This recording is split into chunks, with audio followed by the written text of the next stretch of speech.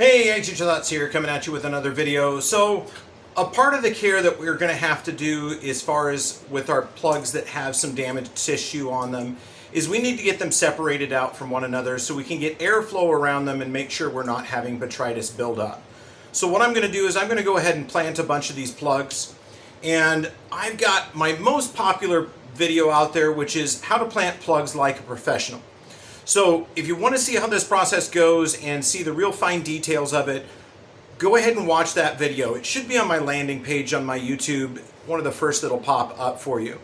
So I'm going to go ahead and show you how to do that process, but we're going to kind of do it in fast forward, and I'm going to go ahead and plant a tray in real time and let you see really what that process takes and how far it goes. So we're going to do a whole tray, real time, and let you see the entire thing. Let me get you situated so you can see, and we'll start right away. Alright, I've got my tray here of material, and you can see some of them have been broken and damaged, so I really need to get those separated out so that we are not having any further damage happen with any pathogens. So for this process, I do have my dibble stick, which looks like a fat pencil, and I'm going to be shoving that into the holes in the bottom of this, and it's going to help push out those plugs and make it go real easy. There's two ways to do it. One, you can squeeze them both directions and gently pull them out. Or two, if you're in a hurry, just use a stick and shove them out through the hole. So I'm going to go ahead and do that real quick. And this should fit just perfectly into the hole.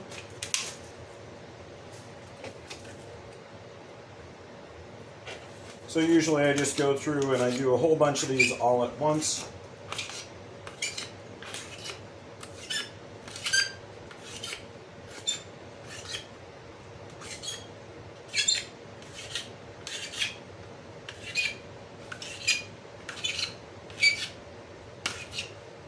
And this stick perfectly fits the diameter of the drain holes in the bottom, so it really makes sure that I'm not damaging the plugs anymore and gets them out in a hurry. Okay, there's all my stack. I'm just going to go through and I'm going to separate these out so that I've got one plug per pot.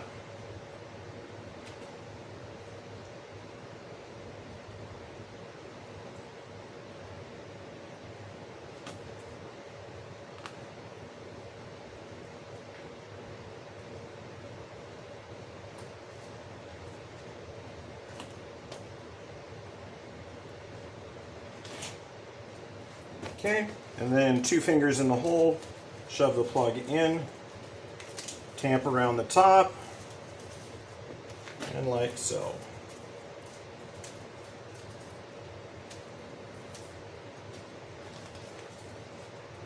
This soil is slightly damp from when it came out of the bag, so it should readily accept water, but I will probably water it 3 times before I leave today to make sure that it is holding moisture and it's not drying out our plugs.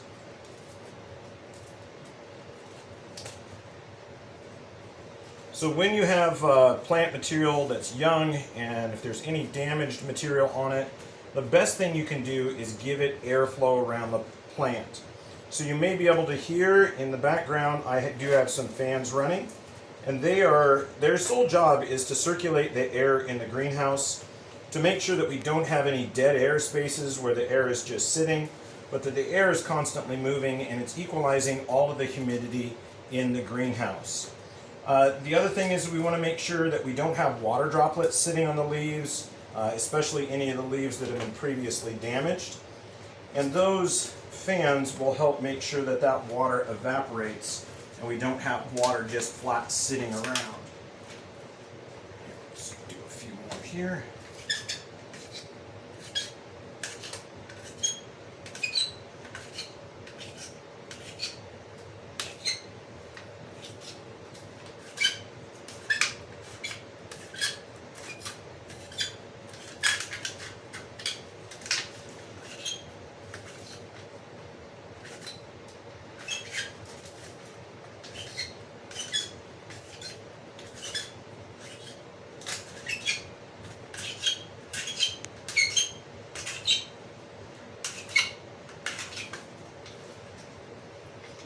Okay, just like before, I'm going to go ahead and space those out.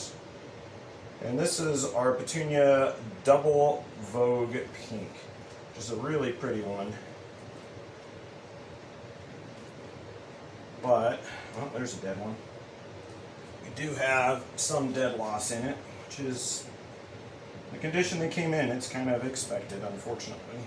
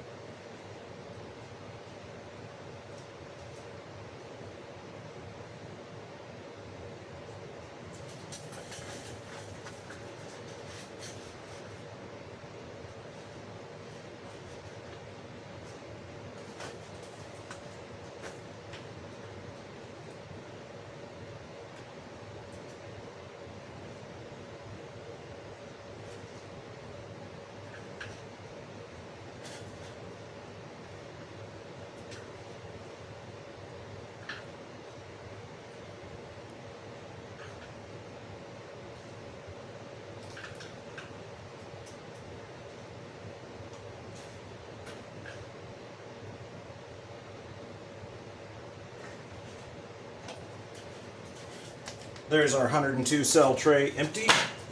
We'll move you down.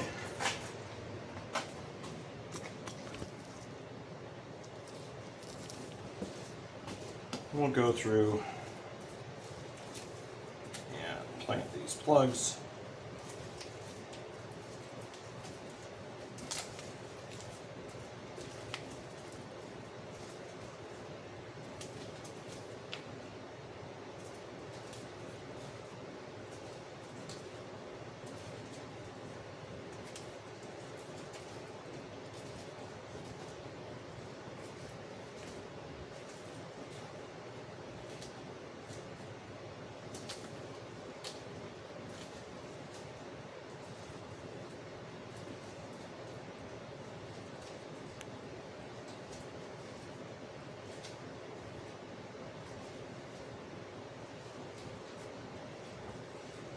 Crazy thing to think about is in my 40 years of nursery work, I have done this most likely hundreds of thousands of times.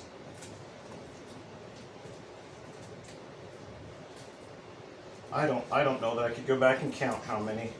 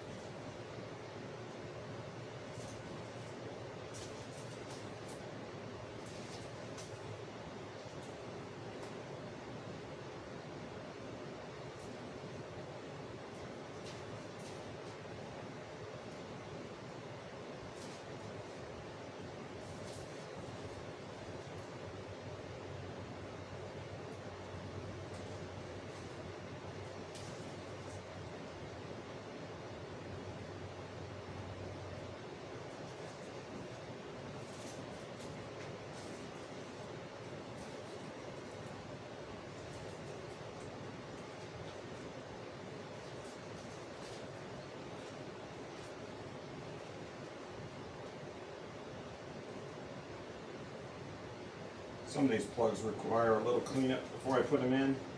A lot of dead leaves on them, unfortunately. There you go.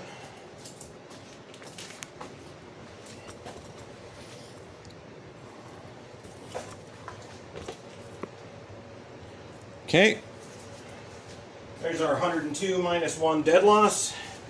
We'll go ahead and just give them a drink.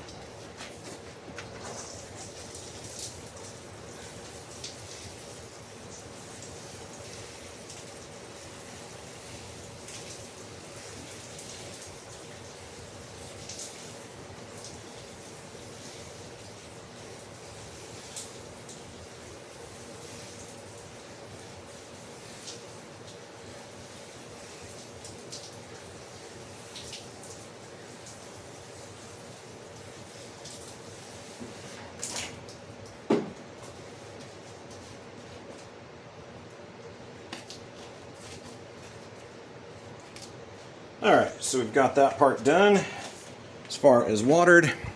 And the next thing we're required to do is, because these are all patented plants, they all need to have a tag. So we'll put all those in there.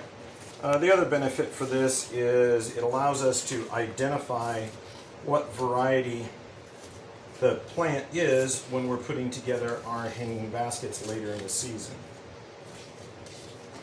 Because a lot of petunias are going to look very similar in structure, and it does take a very trained eye to see the differences in growth habit or leaf shape between one variety and another. It can be done, but it is a little bit more difficult if you don't know what you're doing. And generally, you need to have like one tag in one plant or one pot or one blossom open, and then once you've got that, you can go through and determine what the others are. And the reason I want to have tags in every single pot is because when I put my baskets together, I put them together in a recipe. So I have sheets that tell me what plants go in the basket, and I want to make sure that I'm putting the exact plants in the basket that I have in my recipe. You know, so they've got complementary colors, or maybe it's contrasting colors. Maybe we're looking for a specific texture or a structure to the basket. Maybe we want a tight globular basket rather than a trailing basket. So there's a lot of information that we need to know when we are putting our baskets together. And these tags help us differentiate between varieties. The other thing is all of this is patented plant material, which means we do pay a royalty for this plant material to the original breeder and to the brokerage company. And we have to make sure that they get their money for that, and one of the ways they do that is through the tags. So the tags are pretty much tied to that patent. So if I have a plant, it must have a tag. If I don't have a tag in that plant, and that pot, then that means that pot may not have paid the royalty. So we got to make sure we don't run afoul, and that we have them. Now there is going to be one left over because they give you 100 tags, but they understand that you're going to lose one or two out of a tray, which is why we have one extra pot, because there's 100 tags, but there was 101 plants that survived. So what I'm going to do next is I'm going to go ahead and hit this with some water again, shove this back, put up another layer of pots, and then I'm going to plant those too. But that's what it takes to go ahead and plant 102 petunias all at once. Anyway, hope you learned something. Ag Teacher Thoughts out.